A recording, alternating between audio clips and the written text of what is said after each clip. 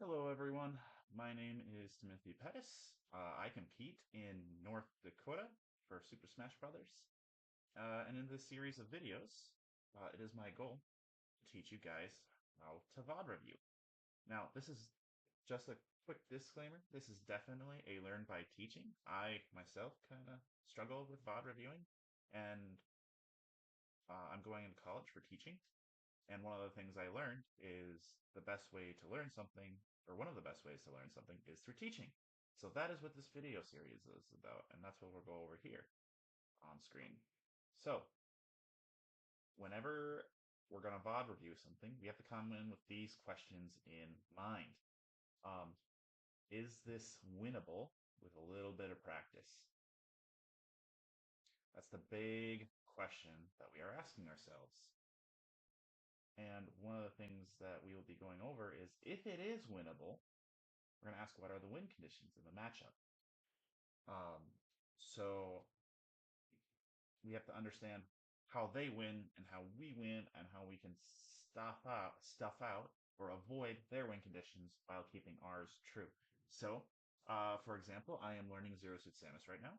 My win conditions can be found in down smash, up Bs for stocks, edge guarding, anything that gets them off the stage for edge guards. So the question is, how can I put them in a bad position where I can hit them with up B or edge guard them, or even hit them with paralyzer with straight, which goes into free kills. So now there are some. Now this is the big one. There are some when we VOD review. There are some matches that they dominate us so badly, or they win at so far at a lead that we no longer feel like it's winnable with a little bit of practice. We have a lot more to figure out before we can consider winning.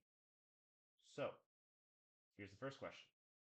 When we VOD review, we need to figure out what skills do I need to acquire to make them work harder for the win? Or AKA, how do we make them bleed? Because in competition, when you're playing against someone who's better than you, the best mindset to have is how do I make them work hard for this win? You want to make it as miserable for them as you can. You want by the end you want them to have a sigh of relief that the match is over. That's how you know you did well. Um, and also, when we're being beaten badly by someone else, it's usually an indicator that we have a lot more to learn about the game. So, what skills do I need to acquire or learn to make them work harder for the win? How do we make them bleed? Um, let's look. This is the big one. We'll do it in red. It's awesome. It's aggressive. So, how do we make them bleed?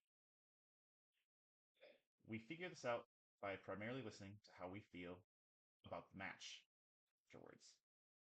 But if we are uncertain, we can do a couple of things. We can look at the game count. We'll make it a little thinner.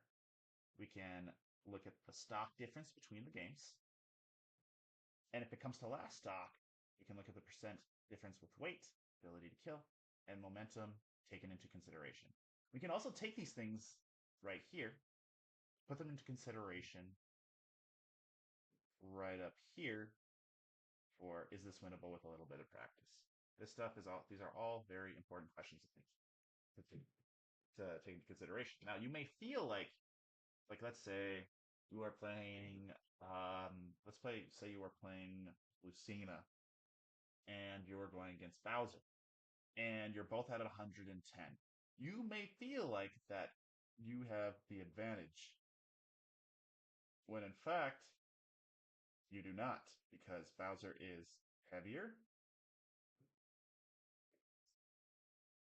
and has higher kill power. Because of these two factors, Bowser, even though you're at 110, Bowser is winning by a lot. Because he can take your attacks. Maybe if you get a forward smash as Lucina, you can get an early stock. That's it. That's kind of your win condition, as well as, getting an edge guard. Those are your two. All Bowser has to do is hit a stray hit on you, and you are dead. You have taken the L. So, despite you both being at 110, which 110 is conceivably kill percentage for a lot of characters, it's not kill percentage for Bowser. Here's something else to take in consideration. So that's taking consideration with weight. You also have to take into consider we as well as ability to kill. We considered both of those factors in our example. The last thing I like to talk about that we need to take in consideration at a locked situation is momentum. With momentum, and this has happened with me personally, where every game I have them at 110 and I am at zero. So I am at zero, they are at 110.